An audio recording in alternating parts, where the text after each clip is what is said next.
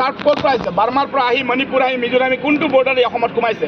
আজি আচৰিত হ'ব, আমাৰ নিজৰ সমষ্টিৰো এক বহল অংশ পুলিচৰ অপাৰেশ্যনত ভাবিব নোৱাৰাকৈ ড্ৰাগছৰ মানুহ ধৰা পৰি আছে। আৰু এই ক্ষেত্ৰত এটা অভিযোগ সকলোৱে আনে, আমাৰ কলিগসকলে আনে যে পুলিচে ধৰাতটো ধৰি লৈ যায় আৰু 20, 30, 40 হাজাৰ, 1 লাখ, 5 লাখত কম্প্ৰমাইজ কৰি দিয়ে। মই চব পুলিচৰ কথা কোৱা নাই, কিন্তু বেছিভাগে এই বস্তুটোৰ পৰা আঁতৰত আহিব লাগিব। গভৰ্ণমেণ্টে আৰু ষ্ট্ৰিক্ট পলিচি বনাব লাগিব।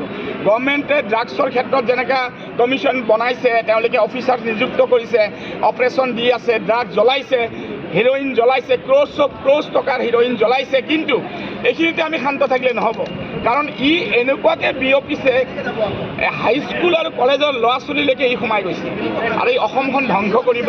গতিকে এই ক্ষেত্ৰত মই ভাবোঁ যোৱাকালি এটা লং টাৰ্ম ডিছকাশ্যন হৈছে, ruling, treasury bench, opposition bench চবেই ইয়াত ৰাখিছে আৰু ইয়াত ইনকাউণ্টাৰৰ কথাও আহিছে। যদি প্ৰকৃত